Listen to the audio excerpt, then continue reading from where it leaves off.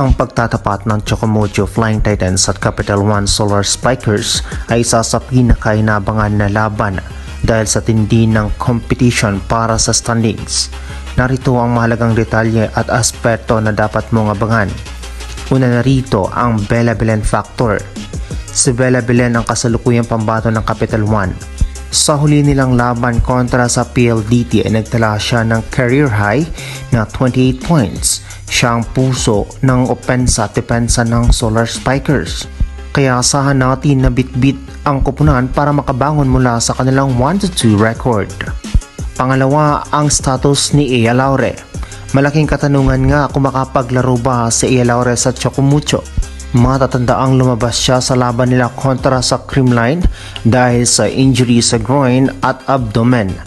Kung maglalaro nga si Ea Laure, masisilayan muli ang pagtatapat nila ni Bella Belen, isang rivalry na nagmula sa UAAP. Kung hindi naman ito makakalaro, masihigpitan nila si Rondina, Dindin Manabat at Catolintino ang kanilang kapit sa scoring load. Pangatlo ang paghahanap ng momentum. Parehong may 1-2 win-loss record ang dalawang koponan. Sino man ang mananalo sa laban ay makakawala sa logjam sa gitna ng standings at magkakaroon ng mas malakas na tiyansa para sa playoffs.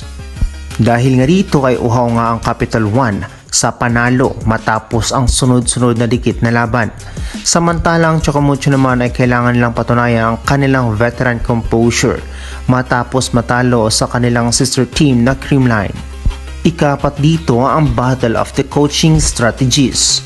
Si Coach Dante Alonso rin nga ay kilala sa sistemang disiplinado at matibay na floor defense. Samantala si Coach De Brito naman ay binago ang kultura ng Solar Spikers gamit ang kanyang bagong mga players at agresibong atake. Sa ilalim nga ni Coach Jorge De Brito, naging prioridad ng Capital One ang floor defense. Kung magagawa lang idig ang malalakas na palo ni Sisi Rondina ay magkakaroon sila ng maraming counter-attack opportunities na pabor sa mabibilis na playstyle ni Iris Tulinada. Isa rin sa inaasahan ang magkakaroon ng scoring duel.